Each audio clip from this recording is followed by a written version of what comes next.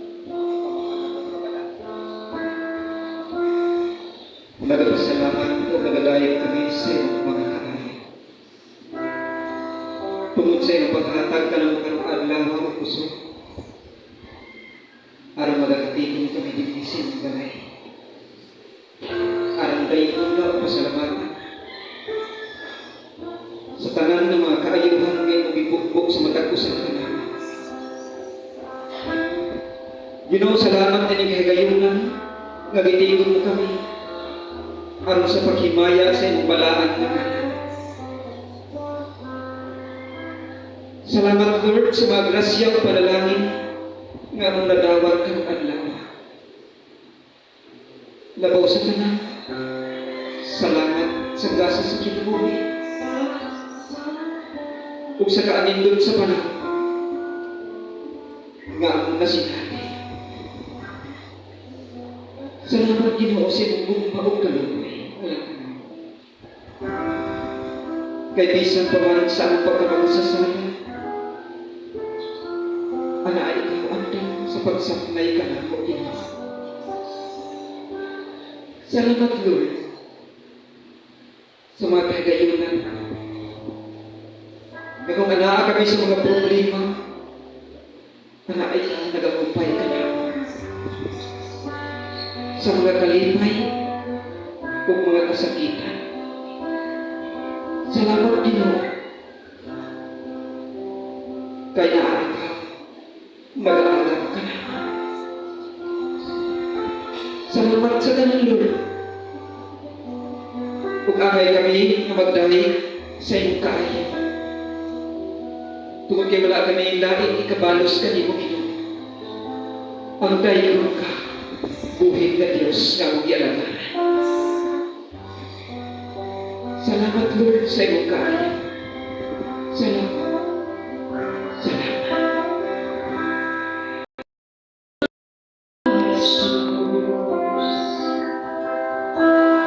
Ako'y inibig mo.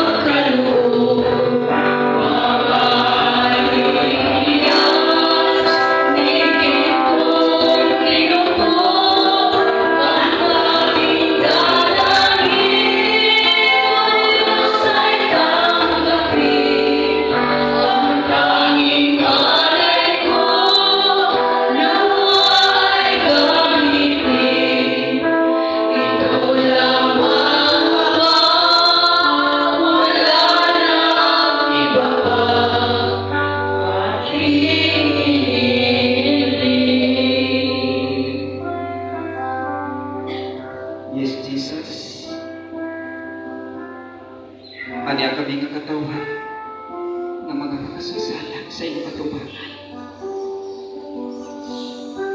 Nagapaubos, nagpakiluoy, nga tuloy ang mga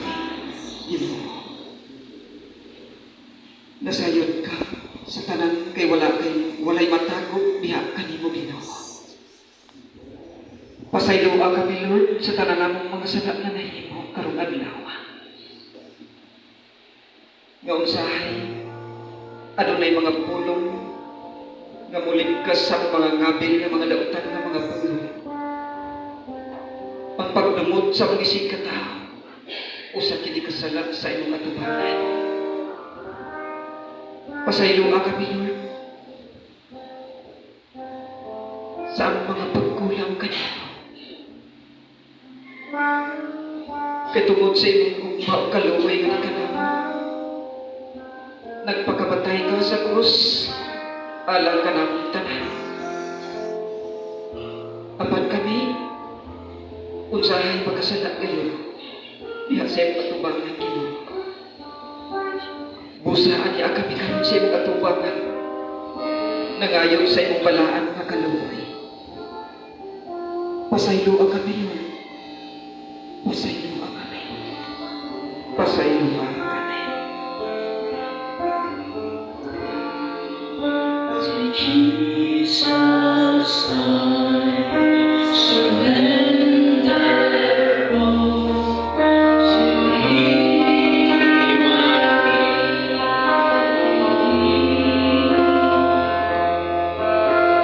I will ever love and trust in Thee. His presence daily.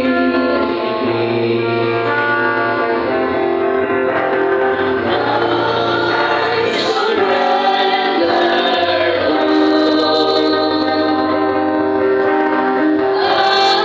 I surrender all. Oh, to Thee, my blessed Savior, I surrender all. I surrender all. I surrender all. Oh, to Thee, my blessed Savior, I surrender all. Yes, Jesus. Imong kaugalingon nga mga pulong nga nag-ingon ka ay gani ang duha magkatigom sa imong ngalan. Ana ikaw ang nagauban. Busa ang gituuhan o ilauman nga ang imong presensya ani karon nagauban ka na. Lord, ipadala ang imong balaan nga espiritu aron sa pagprotektar kanamong tanan nga niani o pinaagi sa palang dugo ni Jesucristo. Sigyuhi kami tanan nga dili kami magkita sa among kaaway. Ug sa ngalan ni Jesus pahawa kamong tanan mga ulotan. Hallelujah. Balaan nga espiritu, amo karong ipangayog ang imong presensya nga unta mo ay maghugas sa mong taksa-taksa ka mga sakit o balatian ug pagkuha sa mga kahadlok o kabalakas sa among kinabuhi ug pinaagi lamang kanimo balaan espiritu.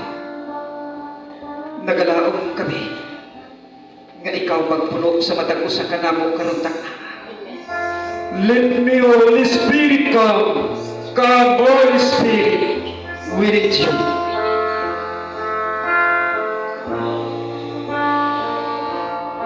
Holy Spirit, I need you.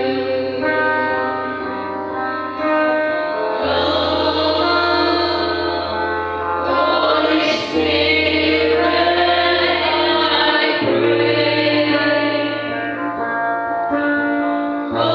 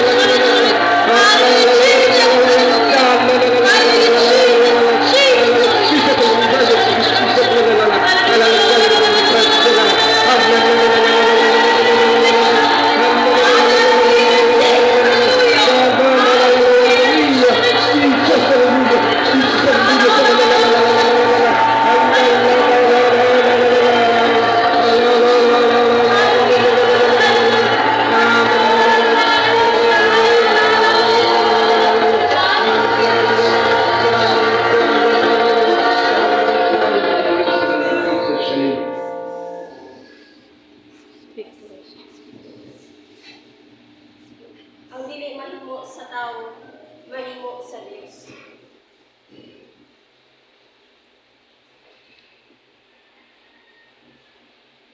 Lord,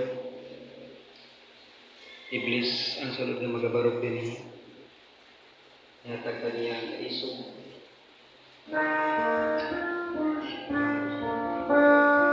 Sa pagproklamar sa inyong walang Iblis.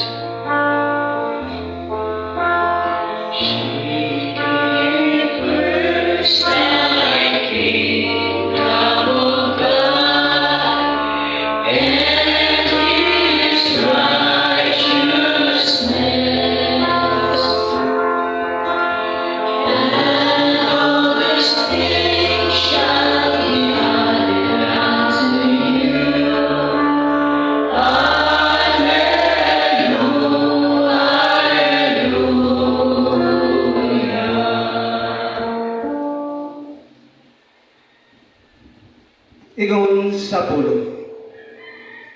Si Jesus mingon sa iyang mga tinunan. Kung makita ninyo nga ang Jerusalem likutan na sa mga kasundaluhan, masayran ninyo nga laglago na kini sa dili madugay. Unya ang nagpuyo sa Judea, kinahanglan managan ngadto sa kabungturan o kadtong atua sa mga syudad, kinahanglan mamahawa usab, o ang nagpuyo sa bakina, kinahanglan dili moadto sa syudad. Kay mao kini ang mga adlaw sa pagsilot, aron pagtuman sa tanan nga giingon sa kasulatan. Pagkaalaot kayo sa mga mabdos o sa mga inahan nga may mga masuso niadtong mga adlaw. Moabot ang makalilisang nga kalisdanan nining yuta o hiaguman nining maong katawhan ang kapungot sa Dios. Pamatyon sila pinaagi sa espada o pihangon ngadto sa tanang kanasuran. Unya mailog ang Jerusalem sa mga tao nga wala mo sa Dios hangtod matapos ang itagal nga panahon sa ilang pagmando. Adunay unyay mga ilhanan diha sa adlaw o sa mga bulan sa kapituunan. Kawad-an sa paglaom ang mga nasod o mga lisang sila sa tinaguok sa dagat sa nagpungasi nga mga balud. Panguyapan ang mga tao tungod sa kalisan, samtang nagpaabot sila sa mahitabo sa tibuok kalibutan. Kaya ang mga planeta sa kawalangan mutipas sa laing naandang agianan. Unya mutungha ang anak sa tao, muabot siya nga may kahong ug himaya diha sa panganon. Inigsugod na kahitabo niining mga butanga, tindog ug hangad kamo, kay duol na ang inyong kaluwasan. Ang pulong sa inyo.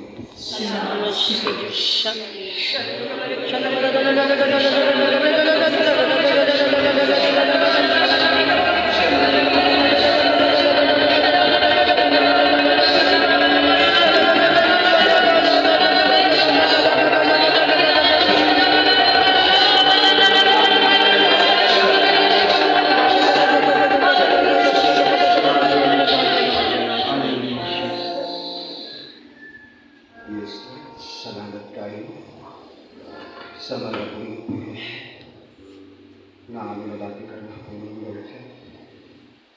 Iblis kini mga pulong mo. Aron kini mga mahimong kini gabayan mo sa matag-adlaw sa among kinabuhi.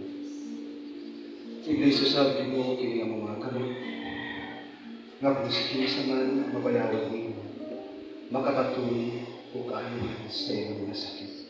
Ato ibabasa ang utong kamo, pwede pangis. In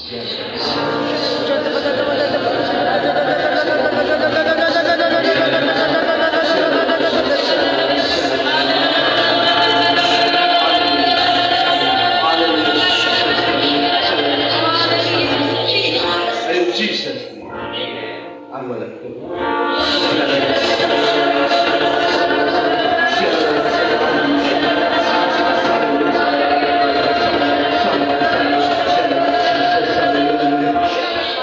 In Jesus' name. Lord God, iblis ka doon ang among mundo ito. Tinawag ka Ginoo ng siya kiyahan. Ug tanan kayo nga mga pulong nga magawas siyang baba imo lamang Ginoo. In Jesus' name. In Jesus' name. Himaya samahan sa anak ug sa Espiritu Santo. Sa ngalan ng samahan sa anak ug sa Espiritu Santo. Palakpakan natin Diyos.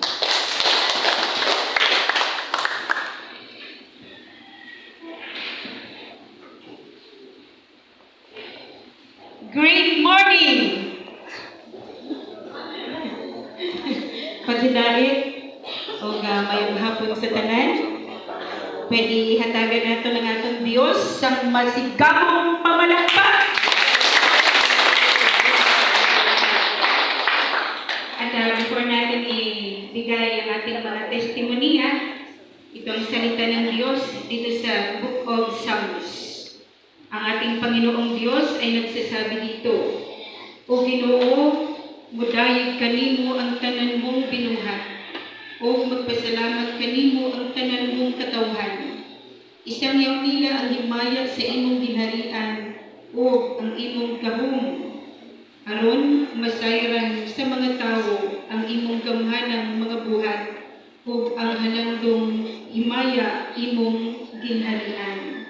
Ang imong ginharian walay katapusan ug maghari ka hangtod sa kahangturan. Ang salita ng Diyos. Salamat sa ating Panginoong Diyos na nagpili at nagtipon sa atin sa kanyang pangalan. At ngayon, may mga testimoniya tayo galing ng Iloilo at dito nila sasabihin kung anong ginawa ng Diyos sa kanilang mga buhay. Ang kaayo o kaluoy ng ating Panginoong Diyos ay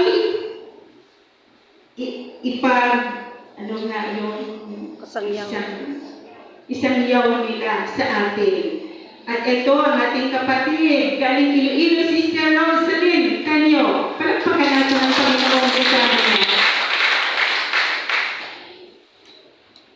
Magandang hapon po sa lahat. Nagpapasalamat po kami sa ating mahal na Panginoong Jesus na kami po'y ipinadala niya dito para isanyaw sa inyong lahat ang magandang balita na ginawa ng Panginoon sa aming buhay at alam kong ginawa rin ng Diyos sa inyong lahat na nandito ngayon. Palakpakan muna natin ang Diyos. Salamat Panginoong Jesucristo. Kagaya ko noon, nung dumating yung Diyos Gugma community doon sa aming compound, inanyahan ako ng aking ina na dumalo kagaya nito. At dahil hindi ko gusto ang mga gawain gaya nito, ayoko talagang dumalo. Pero mga kapatid ko kay Panginoong Jesus, dahil sa tindi ng kanilang panalangin, sa membro ng Ang Diyos Gugma community, at sa tindi ng panalangin ng aking ina, sa maikling salita, hindi ako nakawala. In short, sa pagtipon-tipon namin kagaya nito, hindi ko inakala na habang lumalagan ako, may kakaibang bumagababa sa aking damdamin. Sabi ko, ano ba to? Bakit pa parang iiyak ako?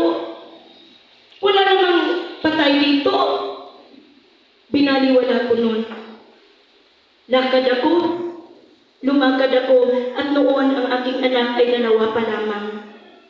Ang isa ay 6 years old, at ang pangalawa kong anak ay 7 months old. So sabi ko sa sarili ko, dalhin ko tong maliit ko na anak habang andun ako sa permitting. At kapag umiyak ito mamaya, I'll have the reason na lumayo o kung makawala ako sa pagdadalo kagaya nito. Pero mga kapatid ko, kay Panginoong Jesucristo, baliktad yung nangyari. Dahil nung nararamdaman ko na presensya na pala ng Panginoon yon, nung nag-umpisa sila, hindi ko inakala, tulo ng tulo ang luha ko na hindi ko na mapipigilan. At habang tumutulo ang aking luha, sarap ng aking pakiramdam. Pakiramdam ko'y may kung anong nawawala sa puso ko. Parang ang tamis. Umiyak na lang ng umiyak at parang ayoko nang mawala. Sa ganung pagtipon-tipon nila. So sabi ko, baliktad ang nangyari. Tumingin ako sa paligid ko. Sabi ko, saan ko kaya maibigay ang anak ko para makapokus ako sa kanilang gawain? Sa magiging salita, mga kapatid ko, kay Panginoong Jesus, may nakita akong bata na 5 years old ata yun. Sabi ko, pwede mo ba muna hawakan ang anak ko? Dahil gusto kong ipagpatuloy yung nararamdaman ko sa pagdadalong yaon. At nang natapos yung prayer meeting, isa ako doon sa nag-testify sa harap. Doon sinabi ko lahat kung ano ang nararamdaman ko. At pagkatapos nun, bumalik sila sa amin, agad i-shepherd kami. Alam niyo ba kung anong nangyari sa akin?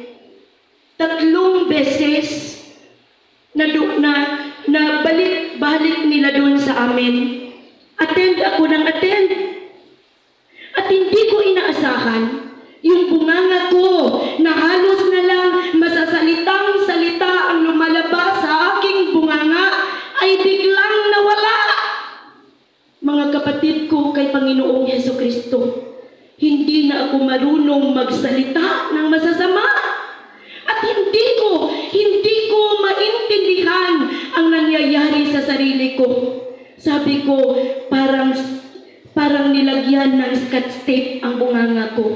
Hindi na ako marunong magsalita ng masama. At ang nangyari yun ay hindi ako ang unang nakakita. Yung mga kapitbahay ko, yung kapatid ko, nakita nila ang nangyayari at sabi nila, hindi na raw ako nagsasalita ng masama. At nakita ko na lang sa sarili ko na totoo nga ang kanilang sinasabi. Doon nag-umpisa ang aking buhay sa ganitong pagdadalo. Doon nagsimula ang aking sarili sa pag-serve sa ating mahal na Panginoong Jesucristo. Noon, hindi ko maintindihan tong Biblia na to. Noon, kung magsimba ako, gusto ko ang damit ko bago. Gusto ko may pera ako. At kung andun ako sa simbahan, akala niyo ba kung anong ginagawa ko? Yung tumitingin-tingin ako. At kung may makita ako na magarang damit, magandang sapatos, o anuman na para sa akin ay maganda, yun ang tinitingnan ko. Hindi ako nakikinig sa salita ng Panginoong Jesus. At alam niyo ba, pag dumating yung koleksyon, noon,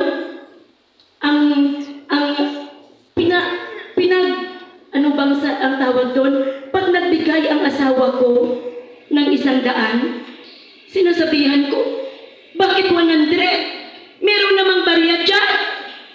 Totoo talaga yan nangyari sa akin.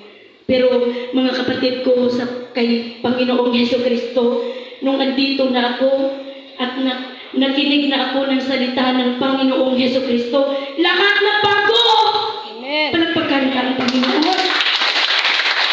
Ang aking plano, ang lahat ng andito sa ang binago ng ating Panginoong Heso Kristo. Ngayon, magti-14 years na kami this coming February 2022 at patuloy kaming nagsisilbi sa ating Panginoong Heso Kristo. At ito ang dahilan kung bakit ako andito ngayon sa harap ninyo.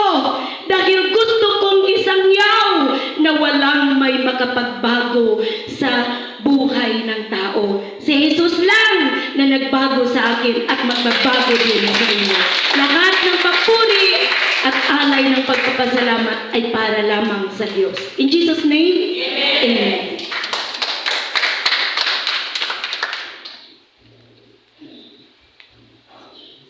In Jesus' name.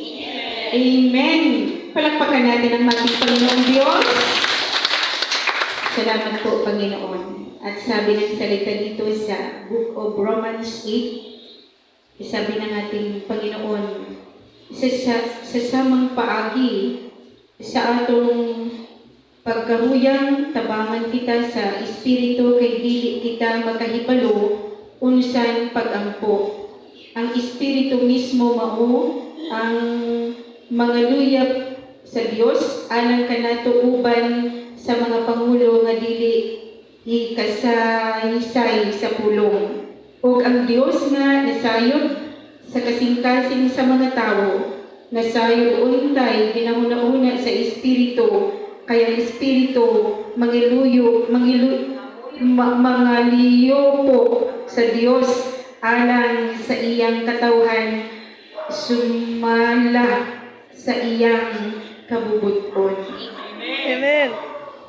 Agud matuman ang kabubuton sa Dios sa atong kabuhi, gitawag niya kita sa ating pangalan at binabago niya ang ating mga buhay paagi sa kanyang salita. Palakpakan natin ating Panginoong Diyos at sa kanya ang pagpapasalamat na walang hanggan. In Jesus' name, at ang ikalawa na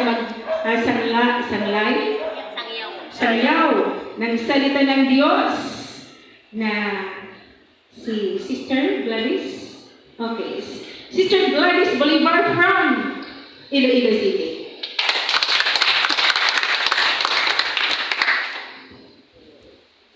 Magandang hapon po sa inyong lahat. Ako rin po mayroong karanasan tungkol sa kagandahang loob ng ating Panginoon na binigay sa akin. Noon po kasi, nung hindi ko pa na-encounter yung ating mahal na Panginoon, isa po akong salbaying babae. At isa po akong lasinggera, sugalera, rayna sa mesa ng pagka-lasinggera at pagkasugalera. At hindi lang yan. Palagi kong sinasaktan ang aking mga anak. Kahit kunti lang yung mga ginawa nilang mga kasalanan, sinasaktan ko sila. Hanggang sa sumusuot sila sa ilalim ng higaan. Katre. Sabi ng anak ko sa akin, Mama, wag na. Pero hindi ako hihinto. Pero noong year 2012, November 6, may isa akong kapatid kay Kristo na siya po ang nauna. Nadubalong itong community ng ang Diyos Gugma na kung tawagin noon ay isang Lord's Day, first Sunday of the month. Tinatawag po noon na Lord's Day. Kaya hinikayat ako ng aking kapatid kay Kristo, sabi niya, God, umattend tayo. Sabi ko, ano ba yun? Sabi niya, makikinig tayo ng salita ng Panginoong Diyos. Sabi ko, ayaw ko. Kasi, mayroon akong sugalan doon eh. Ayaw ko kasi na mahuli ako sa mesa ng sugalan. Gusto ko ako lang palaging hauna. At sa maikling salita, hindi siya huminto. Palagi niya ako sinasabihan, Yan,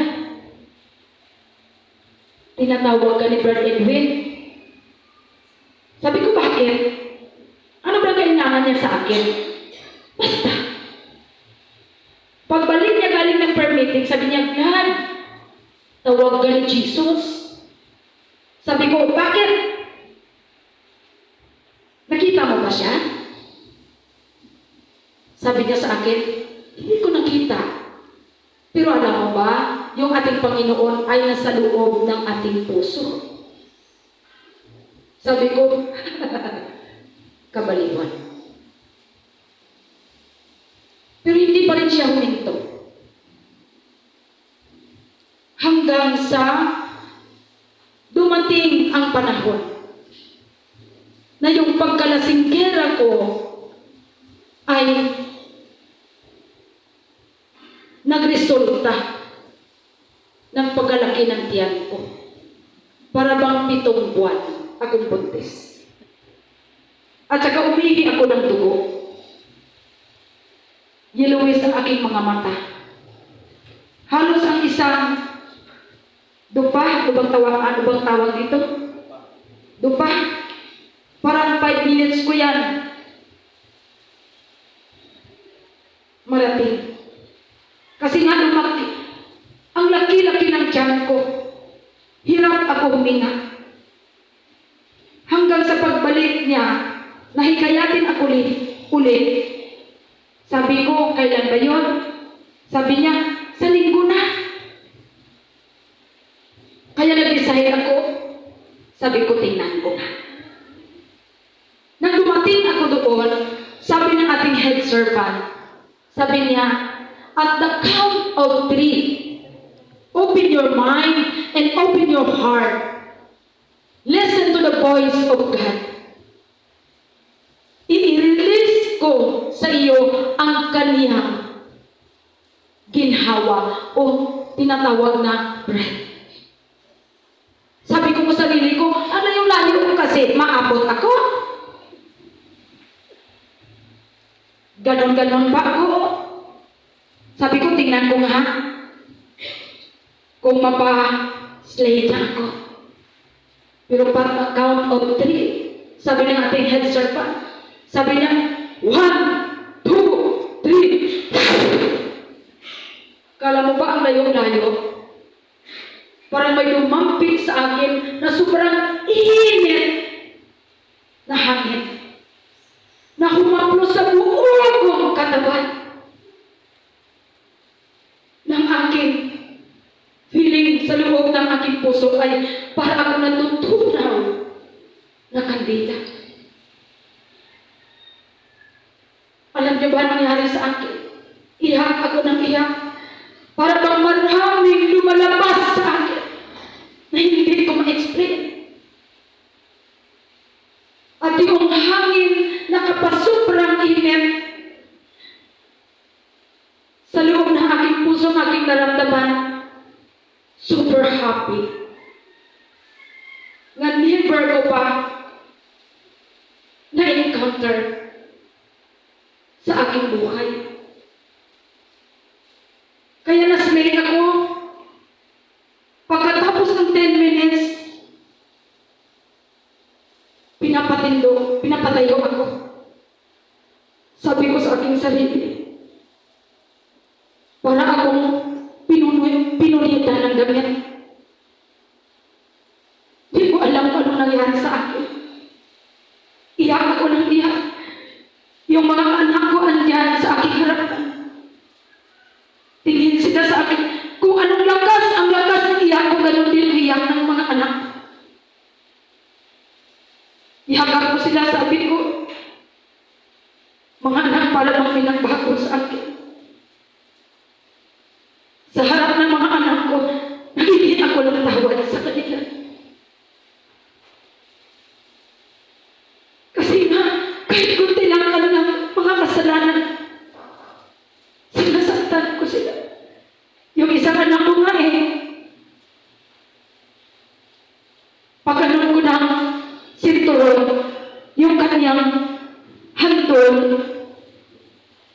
na lumala, tumama dito. Para bang gripo ay yung dugo. Pero sa nangyari sa akin, eksperyensyahan ko, ang ating buhay na Panginoon, hindi natin siya makita pero nararamdaman ko. Dito siya pala sa aking puso. Hindi ako nagtawad sa aking mga anak. Sabi na ng mga anak ko, Mama, alam mo ba ang swerte namin? Kasi ikaw yung ina namin. Kung hindi ka istrikto sa amin, siguro lahat kami ay batang-bata pa, buntis na. Kaya huwag kang mag-alala, Mama. Naintindihan ka namin. Ngayon nung umuwi na ko sa aming lugar, nakahimira kasi yung nagpapaano na STL,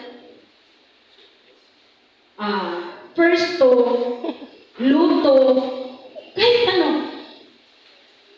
Pagdating ko doon, nakapila sila. Oh. Sabi niya, Glan, tayan na. Oh, bakit anong nangyari? Sabi nila sa akin, bukas na, bukas. Pagdating na naman ng umaga, sabi niya, Glan, Glan. Bakit? Bukas na. At alam niyo ba, sa loob ng 3 buwan, akong dumadalo katulad nito. Naramdaman ko. Yung tiyan ko parang buntis na 7 buwan. Ang resulta niya ay bumalik sa dati. Yes. At saka kitang-kita naman eh. Diba? Amen. Hindi lang ako pinagaling ng Panginoon sa aking ugali. Pinagaling niya ako sa aking karamdaman. Nirestore niya ang loob ng aking pamamahay, relasyon naming mag-asawa, relasyon naming magkapatid, relasyon naming mag-ina. At sa lagi kong pasalamat sa ating Panginoon ay sa grasya po na ibinigay niya sa akin, sa aking asawa, sa aking mga anak. Hanggang ngayon po, patuloy ako nagsisilbi sa Kanya. Amen. Amen. Amen. Kaya lahat ng papuri at walang hanggan na pasasalamat na kakarapan po na ibigay para lamang sa ating Panginoong Yesus. In Jesus' name, amen. In Jesus' name, papurit pagpapasalamat ay para lamang sa ating Panginoon. In Jesus' name. Sabi ng salita ng Diyos, kay kaniadto kita usab mga buang-buang, masupilon o nangasaag, naulipon kita sa mga kaibog o sa tunang matang sa kahilayan o nagkinabuhi sa pagkadautan o pagkamasinahon. Ang ubang nagsilag kanato og ato usab silang gikasilagan apan gipadayag sa Dios nga atong manluluwas ang iyang kaluoy o gugma.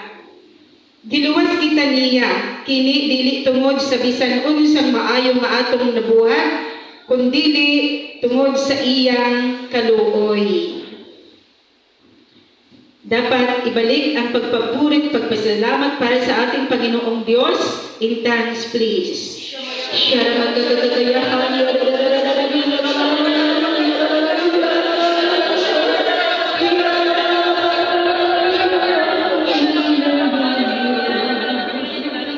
In Jesus' name. At ang masunod na magpapasalamat sa ating Panginoong Diyos ay si Sister Annalyn from Alimodian, Haniway. From Haniway, Iloilo.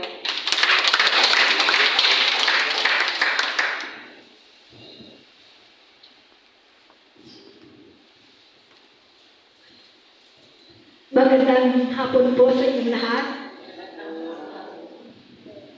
Nagpapasalamat po ako sa Panginoon sa malaking grasya na ibinigay sa akin na makapunta ko dito sa inyong lugar, doon.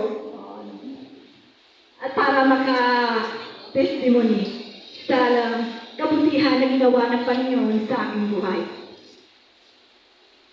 So wala pa ko sa grasya ng ating Panginoon, palagi po akong nagkakasakit. Lalo na kung papalapit na yung aking birthday, kaarawan. Kasi tuwing dumarating yung birthday ko, nag-offer ako sa altar. Naglalagay ako ng pagkain. At hindi ko alam, ngayon pala, labag sa utusan ng ating Panginoon. In short, ang aking nanay, inang ay isang albularyo. So, hindi ko naman alam na ang ginagawa pala ng isang albularyo ay labag sa kautusan ng ating Panginoon. So kung ano yung nakita ko sa kanya, yun rin ang ginawa ko hanggang sa nakatatak na sa aking isipan. Tapos palagi akong nagkakasakit. Tapos nung isang beses na may dumating na grupo ng Diyos Gugma doon sa amin, in-invite ako na mag-join sa kanila. At doon, nakarinig ako ng salita ng Panginoon. Na yun pala, yung ginagawa ng mga albularyo ay hindi pala sa Panginoon. Masama, ano pala yun?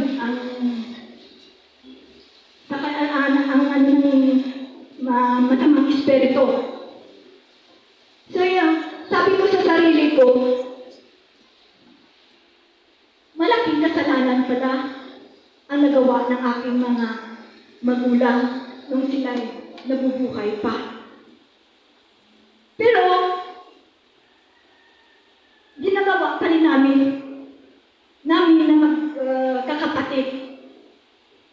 Hanggang sa dumating ang time na ako mismo ang nagkasakit. Nagkasakit ako. Parang ako, mamamatay na ako. At doon ko na-realize na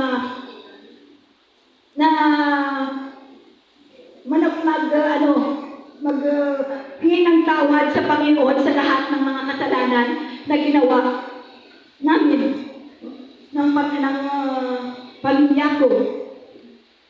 At doon, binigyan ako ng pagkakataon ng Panginoon na makilala ko siya talaga sa community ng Diyos Gugma.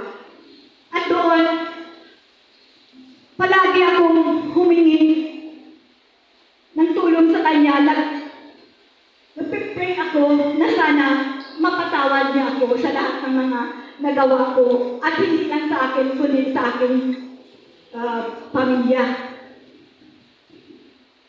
And then, nung nag-decide na ako na ikat lahat yung mga ginagawa ko na mga practices ko yun, yung halimbawa, yung katay ng baboy ka, tapos yung dugo, pinaalit sa isa na yun. Tapos, ang tawag ko sa tatakbuhan ko,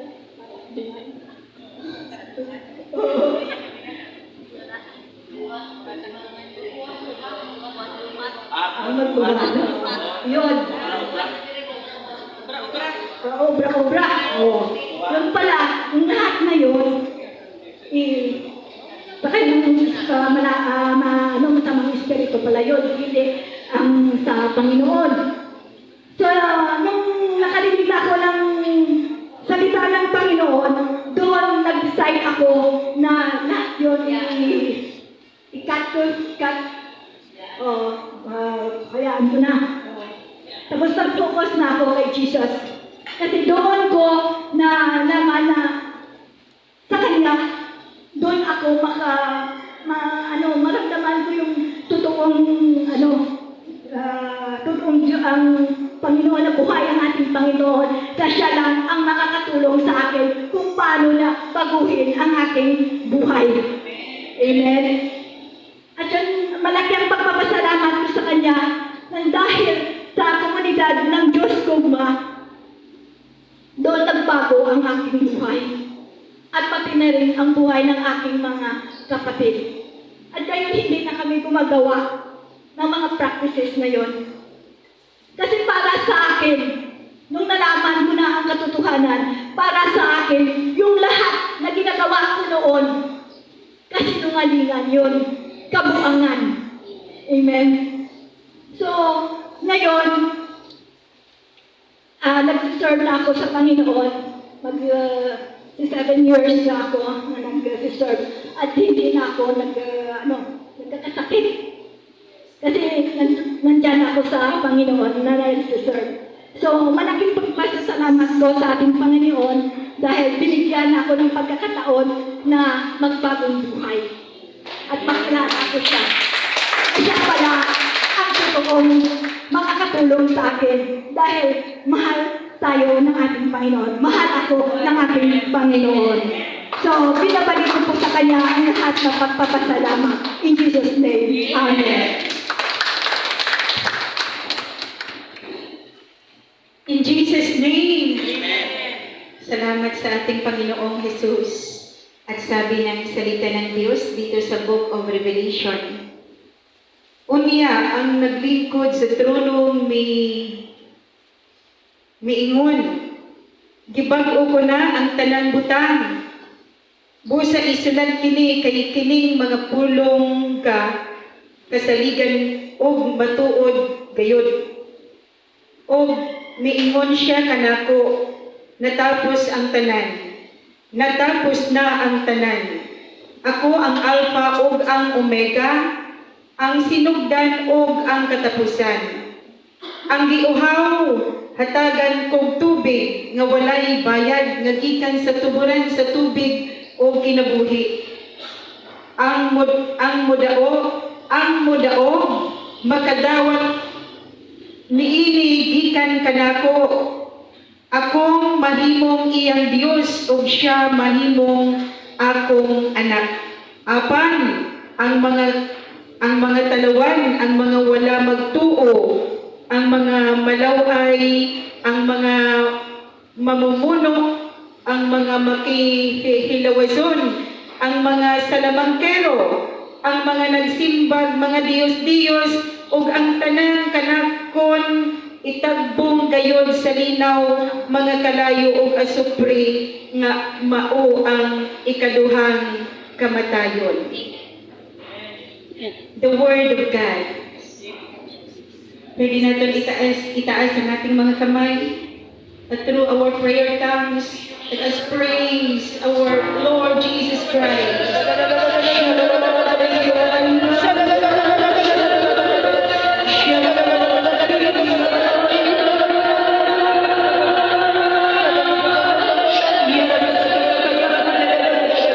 In Jesus' name, Amen. At ang last na magpapapuri sa ating Panginoon ay si Sister Michelle ng Badyahan, Haliway, Iloilo. God is good all the time. Totoo pong napakabuti ng ating Panginoong Jesus. Na-encounter ko si Jesus sa aking buhay noong 2009 dahil sa aking sakit. On that moment, meron akong acute inflammation of tonsillitis. Lumalabas na yung dugo at sabi ni Janelle, daw. Nana, sa aking, sa tonsil ko, at nilulunok mo na yun, yung naano na sa heart ko. Noong bata pa ako, yun talaga ang aking sakit. Sinabi na sa akin ng doktor na kailangan ko daw na magpa-opera at ipakuha yung aking tonsillitis. Pero marami akong naririnig na sabi nila, pag wala ka ng tonsillitis, susceptible ikaw. Na kung ano ang sakit na meron sa paligid, madali kang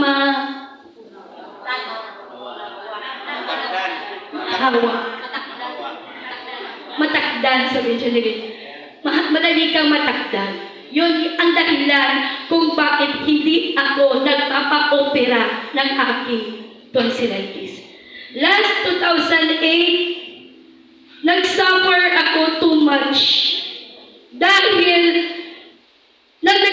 nagsimula siya nag-inflame yung tonsillitis ko. Pagpunta ko ng doktor, yung iniinom ko yung reseta. Pero iba talaga yung nangyari dahil every month nag-inflame yung aking tonsillitis. At kung hindi ako makainom ng antibiotic, hindi ako gumagaling. Sabi ng medical expert, kung iinom ka ng antibiotic, dapat twice a year.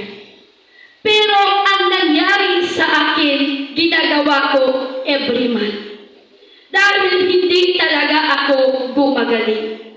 At yung dugo at nana na nagdadaloy sa aking heart, naging complicated. Nagkaroon din ako ng rheumatic heart. Ilang beses ako nagpa-inject ng Panadol. Until dumating yung panahon na nawala na ako ng pag-asa. Dahil yung iniinom kong gamot na galing sa doktor ay hindi na tinatanggap ng aking katawan.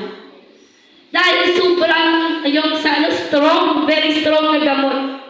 So ang ginawa ko, dahil sobra namang mahal talaga yung gamot ng doktor, nag-self-medication ako. Ginawa ko yun for the whole year of 2008. Until, ulitin ko, hindi na tinatanggap ng katawan ko ang gamot. Nire-reject niya na ito dahil kahit iinom ako ng gamot, hindi na ako gumagaling. Dahil doon, nawalan na ako ng pag-asa. Sabi ko, mamatay na ako. Ito na yung katapusan ko. But God is really good. Dahil sa Kanya, nakita ko sa sister-in-law ko na nagkaroon ng stage 4 breast cancer. Nakita ko sa sister-in-law ko na never siya nagpa-chemotherapy, never siya nagpunta ng doktor. Ang ginagawa niya lang araw-araw, nakikinig sa radyo. Nagbabasa ng salita ng Diyos. And kung may pagkakataon na nag-attend siya ng healing crusade, ay pumunta siya talaga at nagpapapray over. Yun ang nakikita ko sa ating sister-in-law na totoong grabe yung sufferings niya, lumalabas na yung nana at dugo, balde yung lumalabas sa kanya, pero di pa rin siya natinag dahil sa kanyang faith. Nagpumunta siya sa hospital, isang na lang dito ng ugat pa sa inyo. Ugat dito sa kanyang breast. Yun na lang ang kumakapit doon. Dahil doon dinala siya sa hospital. At alam niyo ba ang nangyari sa kanya? Webes siya dinala sa hospital. Biyernes, general laboratory siya. Paulit-ulit ang mga doktor dahil nakikita nilang clear ang x-ray, clear ang ultrasound, clear lahat. Walang rupture sa kanyang katawan. Sabado, naoperahan ang aking sister-in-law. Sunday, nag-rest. Pagka Monday, lumabas siya sa hospital. Na parang walang nangyari. Alam niyo, sabi ng doktor sa kanya, next month, babalik ka dito. Dahil i-check up natin yung operation mo. Dahil, ano tawag sa inyo ang buak? Buak? Bangag? Dahil bangag na ang left breast. Sabi niya, operahan daw yung dito sa thigh, kukunin yung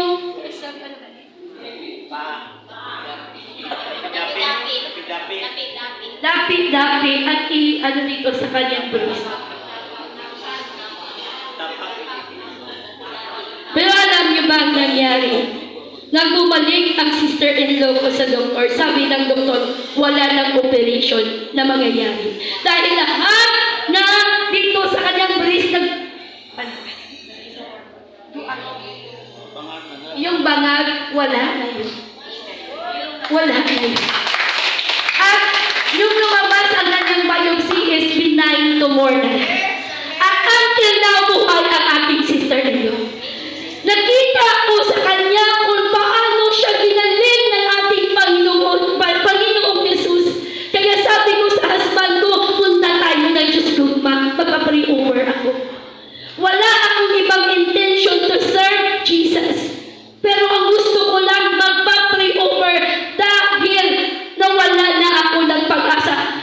Dahil sa nakita ko sa sister-in-law ko, bumalik ang lahat ko ng pag-asa. Amen? Kaya nga mga kapatid ko kay Kristo na pumunta ako sa Diyos Gugma. Same pareho sa inyo, umuupo ako dyan, nakikinig sa sumasalyaw ng salita ng Diyos. Sinabi ng ano dyan? Ang nagawa na? Nagsasalyaw, sinabi niya, for the wages of sin is death. Yun ang sinabi niya na ating narinig. Dahil sa kasalanan ng tao, ang epekto, ang resulta ng kasalanan ng tao, ang tao ay mamamatay. Ang tao ay nagkasakit dahil sa kanyang kasalanan. Dahil hindi siya makapagpatawad ng mga taong nagkasala sa kanya. Mga kapatid ko sa Panginoong Hesus, galit na galit ako. Puno ng galit itong aking puso sa ating mga magulang. Even sa aking tatay. Dahil how many times niya akong inattempt na i-rape. Dahil sa kanya, puno ng galit ang aking puso. Hindi ako nakapagtapos ng pag-aaral dahil ang aking mga magulang ay nalulong sa sukat.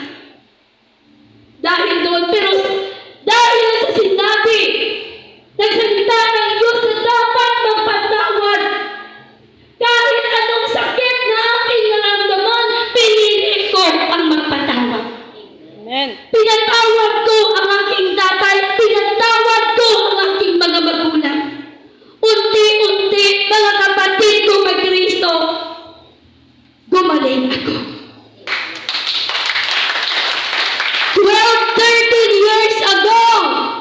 13 years ago, until now, never ako nag-take ng antibiotic. Dahil totoong pinagaling ako ng Panginoong Jesus. In Jesus' name!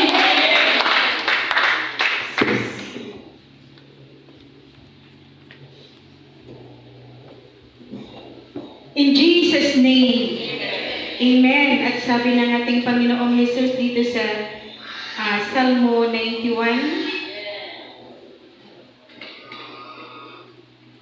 ang mudamop sa labing halang doon, ang magpabiling ubos sa pagbantay sa labing gamhanan, makaingon sa Ginoo, ikaw ang akong manlalaban o tigpanalipod. Ikaw ang akong Diyos o kanimo nagsalig ako. gikan sa tanang katalagman nga wala mo'y hisayri, ilikay kagayod niya ingon man sa tanang sakit nga makamamatay. Ang banal na salita ng Panginoong Jesus. Let us raise our voice and glorify our Lord Jesus Christ through our prayer tongues.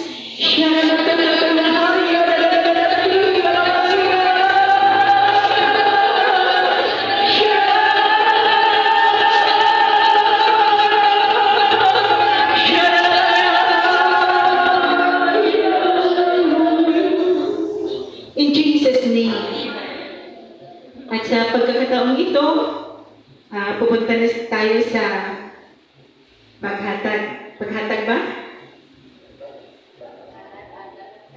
Paghalad.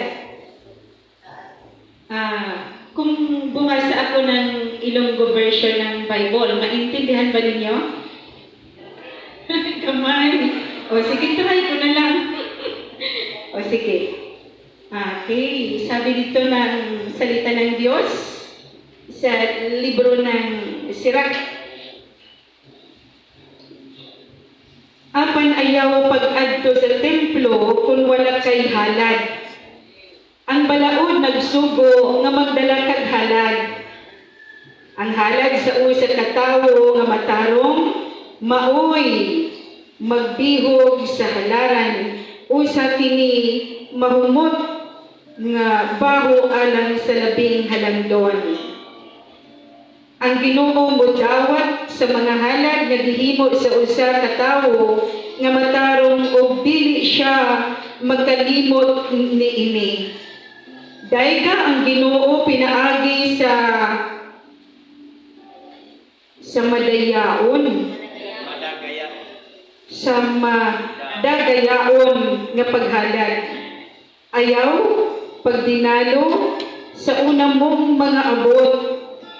Magmalipayon inighatag nimo sa imong gasa o sa imong ikapulo. Paghatag ngadto sa labing halangdon kutob sa imong mahimo sa mga siya maghatag kanimo sa madagayaon gayod. Ang Ginoo magbalos kanimo og mas daghan. Ang banal na salita ng Panginoong Diyos. Apan ayaw mag-adto sa templo kung wala kay halad. Ang balaod nagsugo nga magdala kag halad. Ang halad sa matarong nga tawo, sabi ng ating Panginoong Diyos, tinatanggap niya. At ang usok nito ay napaka-halimuya sa kaniyang trono. Amen? Ito ang utos ng ating Panginoong Hesukristo. Ang balaod nagsugo nga magdala kag halad. May halad ka ba? Galing ba sa puso ang halad mo? Yon ang hinahanap ng ating Panginoon sa atin. Dahil, ano ang isa sa uli niya sa atin? Sabi niya, siksik, liglig, o maapaw na grasya, ibalik ng ating Panginoong Diyos sa atin. At tanang, ihambal ng ating Panginoon ay matuod. Diyos siya na nagsasalita sa ating lahat. Tinutulungan mo kami kung paano mo kami o Panginoon maihatid sa magandang buhay. Itawid mo ang aming mga kapatid dito sa magandang buhay na inalalaan mo para sa kanila. Panginoon, through our baptism, we are all your children. At ito ay ganap sa aming lahat. In Jesus' name, Amen.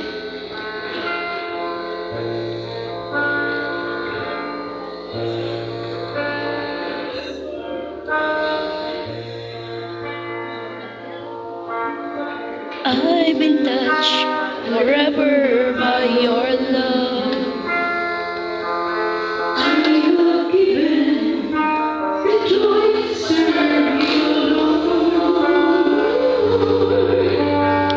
Serve and love you, Lord, forever in my